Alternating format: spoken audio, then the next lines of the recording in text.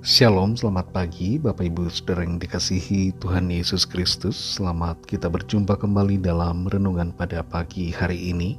Kita bersyukur karena Tuhan baik dan karena kebaikannya tidak akan pernah habis-habisnya dalam hidup kita. Kasih Tuhan selalu melingkupi kita. Sebelum kita mendengarkan renungan firman Tuhan, mari kita berdoa. Bapa, dalam nama Tuhan Yesus Kristus, Tuhan dan Allah kami yang hidup, Tuhan yang baik, yang maha baik, kami bersyukur untuk berkat kemurahan-Mu, penyertaan dan perlindungan-Mu dari malam hingga pagi hari ini. Kembali kami boleh bangun dengan kekuatan baru, dan kami percaya Tuhan punya rencana yang baik buat kami. Saat ini kami mendengar sabda firman-Mu, urapilah kami untuk mengerti dan taat pada setiap kehendak-Mu.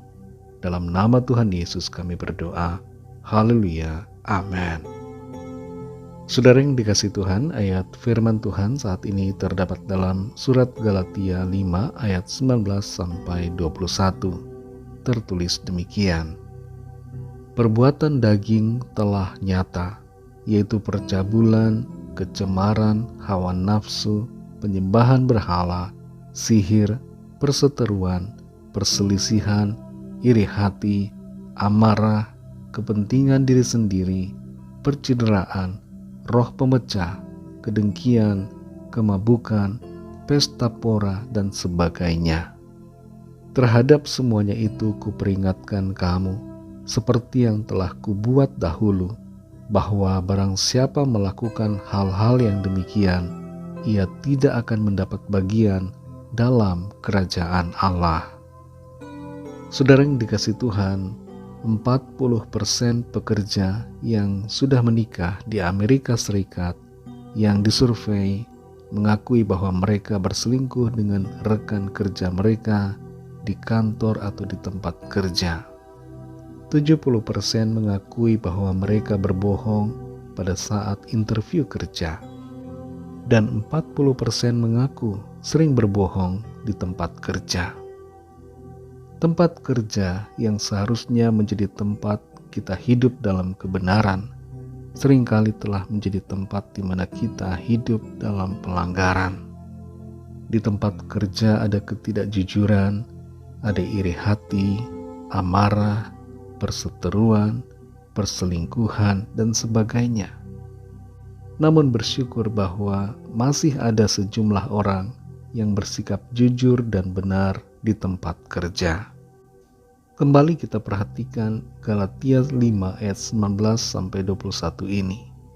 Perbuatan daging telah nyata, yaitu percabulan, kecemaran, hawa nafsu, penyembahan berhala, sihir, perseteruan, perselisihan, iri hati, amarah, kepentingan diri sendiri, percideraan, roh pemecah, kedengkian, kemabukan, pesta pora, dan sebagainya.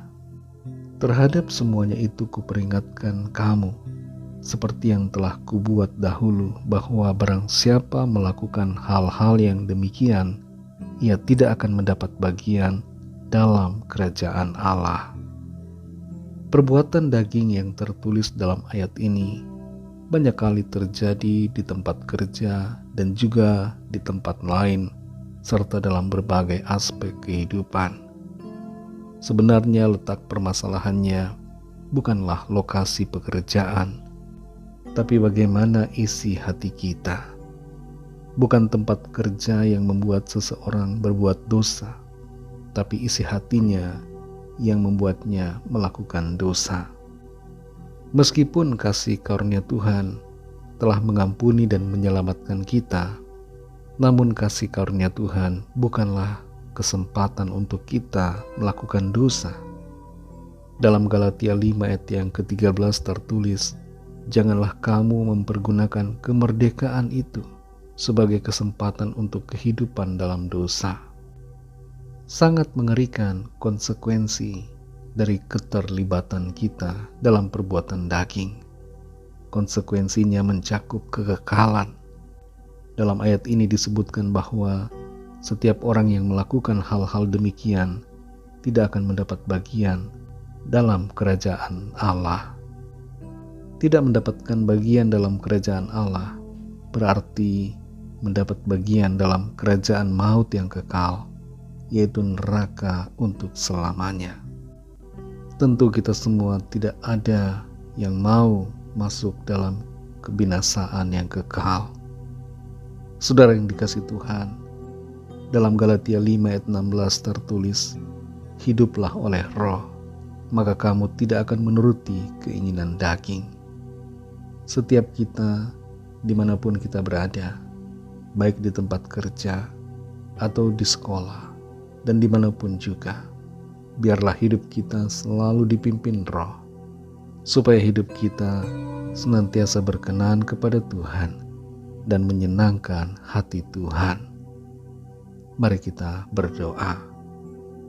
Terima kasih Tuhan Yesus, kami bersyukur untuk firman-Mu yang sudah kami dengar pada saat ini, memberikan kami teguran, peringatan, nasihat, perintah untuk kami hidup dalam pimpinan Roh-Mu, bukan dalam pimpinan keinginan daging kami. Tolong kami Tuhan, supaya kami menghidupi firman-Mu, sungguh-sungguh menghargai kasih karunia dan kemurahan Tuhan, menghargai kemerdekaan yang Tuhan berikan kepada kami. Tuhan sudah memerdekakan kami dari dosa, dan karena itu sudah seharusnya kami tidak lagi hidup dalam dosa, melainkan di dalam kebenaran.